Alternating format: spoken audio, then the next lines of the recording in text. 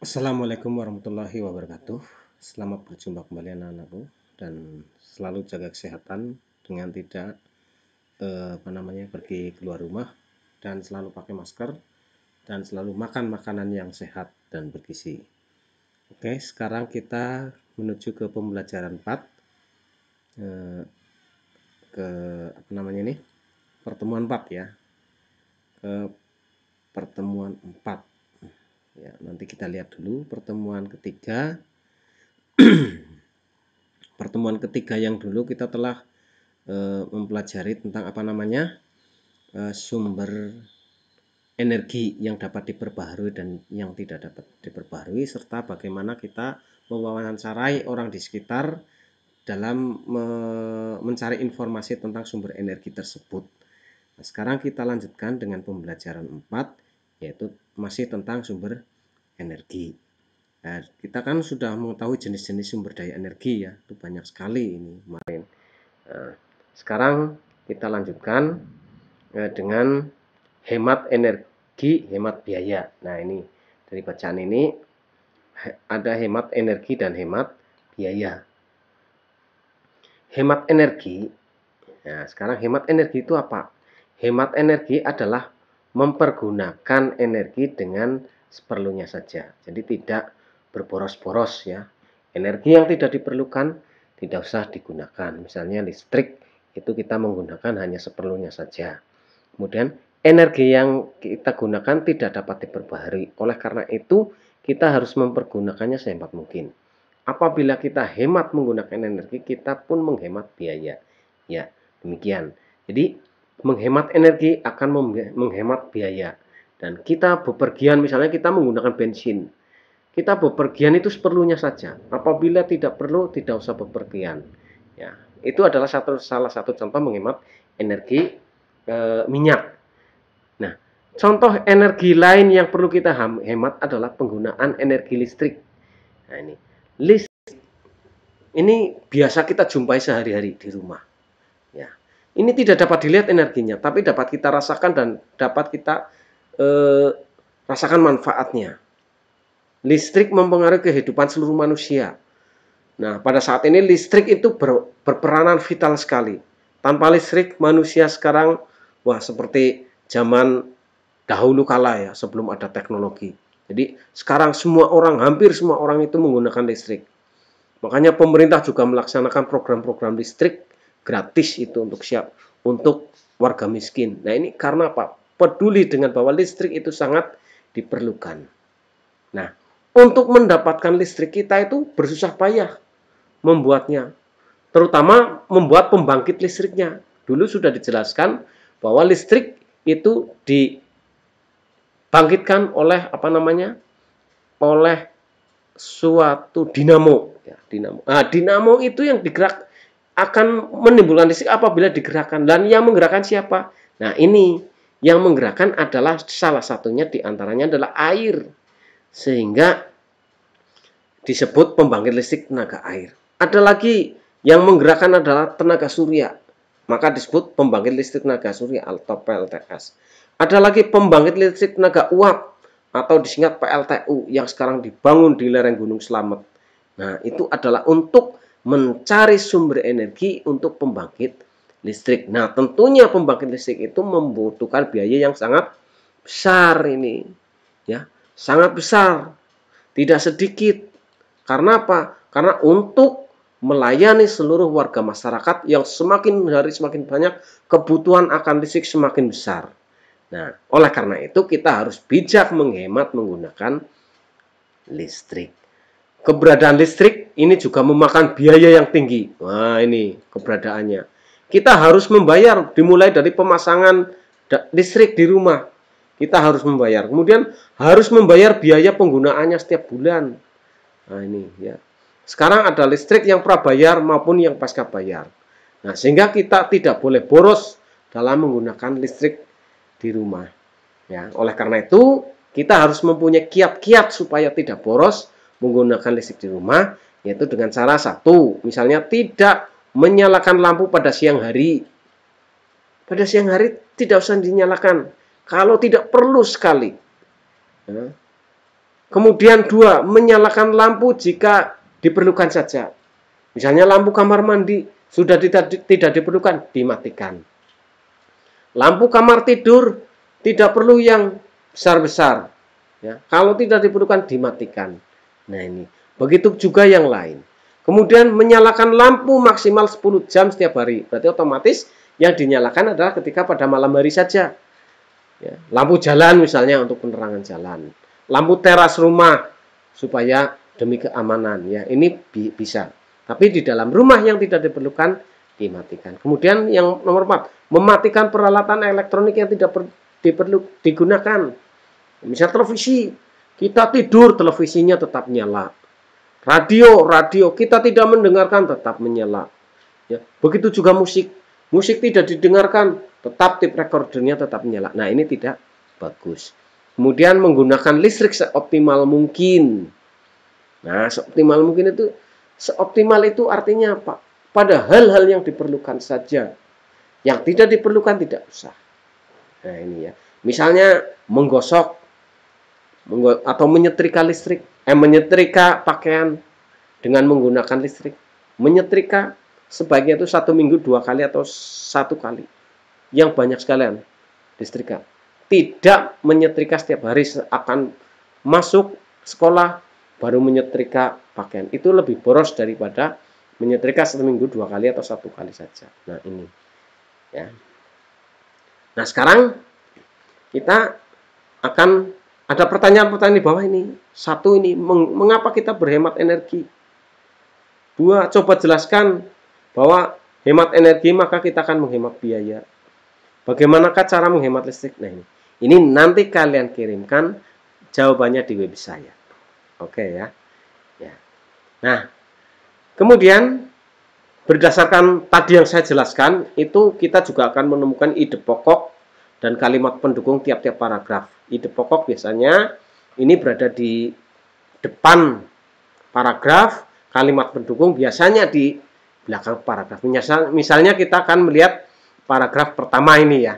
Ide pokoknya apa? Nah ini, misalnya kita kembali ke atas. Hemat energi adalah mempergunakan energi yang ada dengan seperlunya saja. Energi yang kita gunakan tidak dapat diperbarui. Oleh karena itu, kita harus mempergunakannya sehemat mungkin. Apabila kita hemat menggunakan energi, kita akan menghemat biaya. Ide pokoknya yang mana? Ide pokoknya atau ini? Ide pokoknya adalah ini. Energi adalah mempergunakan energi yang ada dengan seperlunya saja. Ini adalah ide pokoknya. Nah, ide pendukungnya kalimat berikutnya. Energi yang kita gunakan tidak dapat diperbarui. Ini juga ide kalimat pendukung. Oleh karena itu, kita harus mempergunakannya sehemat mungkin.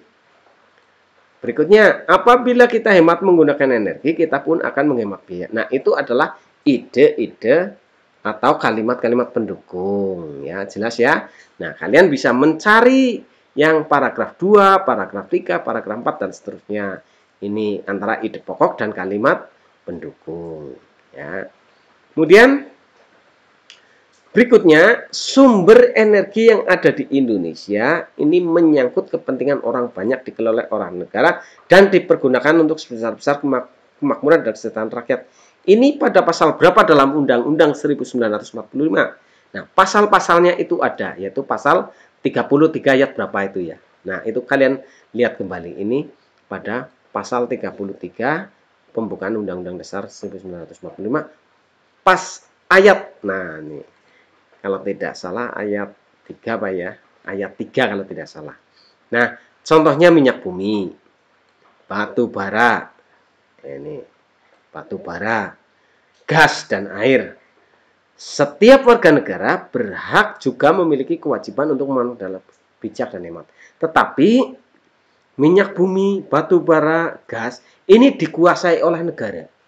Karena Pak itu untuk diperuntukkan kemakmuran rakyat yang sebesar-besarnya. Nah ini.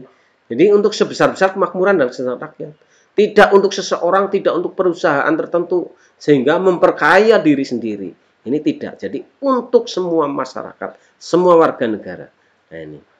Nah, sekarang berikut hak dan kewajiban warga negara terhadap sumber energi dan pemanfaatannya. Satu, ya, ini satu, kewajiban terhadap sumber energi. Setiap orang memiliki tanggung jawab dan kewajiban yang besar terhadap lingkungan dan energi.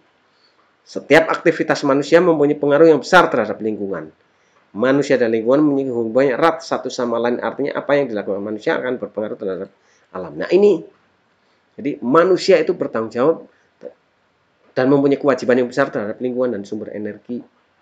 Tidak bisa berbuat sewenang-wenang terhadap sumber energi dan terhadap lingkungan. Karena kebalikannya, lingkungan akan berpengaruh terhadap manusia itu, terhadap kehidupan manusia itu. Oleh karena itu, manusia berkewajiban menjaga alam dengan baik.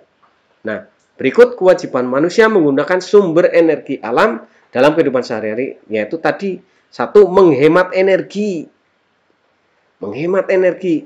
Gunakan, tadi sudah saya jelaskan pada pertemuan-pertemuan sebelumnya, cara menghemat energi. Kemudian, memanfaatkan teknologi dan peralatan yang ramah lingkungan. Gunakan teknologi yang ramah lingkungan, bukan yang justru merusak lingkungan. Ya, ini contohnya, ya, ketika kita menggunakan peralatan sepeda motor, gunakan sepeda motor yang ramah lingkungan, yang tidak menimbulkan polusi, yang di belakangnya itu knalpotnya tidak menimbulkan polusi, tapi justru yang sedikit sekali polusinya, ya. Meskipun tetap ada pengeluaran polutan, tapi yang paling sedikit. Nah, ini. Kemudian menjaga dan melestarikan alam untuk ketersediaan sumber energi. Nah, contohnya menjaga hutan. Sumber energi apanya apa? Ini kan banyak sekali daun-daunan, banyak tumbuhan.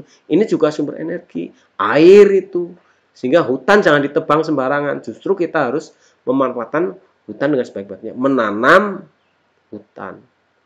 Ya.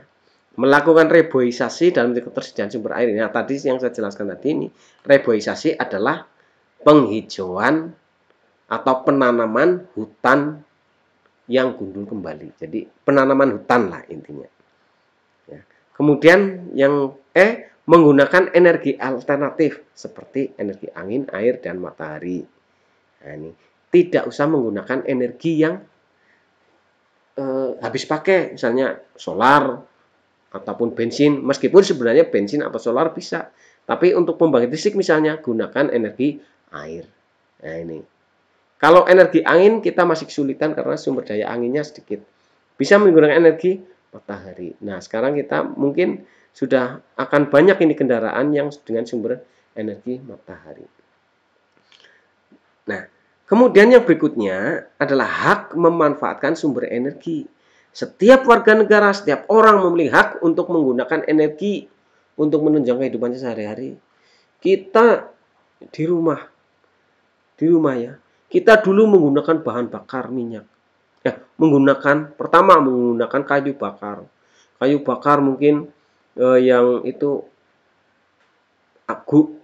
terbatas ya, karena hutannya lama-lama ditebang, itu kayu bakarnya kan habis juga. Nah, kalau tanpa menggunakan secara bijak akan terjadilah penggundulan hutan hanya untuk hal seperti itu. Tapi pemerintah kemudian menggunakan misalnya yang LPG yang 3 kg. Nah, ini. Ya, ini dikuasai oleh negara supaya seluruh masyarakat bisa menggunakannya dan tidak merugikan salah satu atau orang lain. Jika hak dan kewajiban terhadap sumber energi dijalankan baik, maka sumber energi atau manfaat sumber energi dapat dirasakan bersama. Nah, ini. Nah, sekarang dari penjelasan di atas kita bisa berdiskusi, kita bisa mengamati, mengidentifikasi perbuatan orang-orang di sekitar kita yang berkaitan dengan penggunaan energi dalam kehidupan sehari-hari. Misalnya perilaku orang, contoh boros energi. Misalnya apa? Menghidupkan listrik tanpa mengenal manfaatnya, menghidupkan televisi padahal tidak dilihat. Contoh hemat energi, kebalikannya ya. Mematikan lampu listrik kalau tidak diperlukan. Nah, ini contoh-contohnya banyak sekali. Misalnya ini yang air, menutup keran ketika air tidak digunakan. Ini hemat energi, ini contohnya. Kemudian apa? Ini menggunakan kendaraan yang irit BBM. Misalnya nih, yang ini ya, hemat energi ya, yang irit BBM. Nah, ini kebalikannya, menggunakan kendaraan yang boros BBM. Contoh hemat energi, kita pergi ke sekolah atau kemanapun dengan berkendaraan umum, bukan dengan kendaraan pribadi atau dengan kendaraan yang berisi hanya beberapa orang saja atau malah satu orang. Ya, nah ini. Nah, itulah kewajiban kita terhadap sumber energi. Ya, kemudian manusia tidak hanya pada sumber alam, namun juga terhadap lingkungan alam secara keseluruhan. Hal tersebut dikarenakan manusia dan lingkungan mempunyai keterkaitan yang sangat erat. Ya, demikian itu ya. Nah, kemudian ini ada bacaan manusia dan lingkungan. Ya. Nah, saya kira untuk manusia dan lingkungan ini kita bisa bisa kita teruskan pada pertemuan berikutnya atau pada bagian yang kedua, pertemuan keempat. Ya, baiklah. Sekarang saya akhiri. Assalamualaikum warahmatullahi wabarakatuh.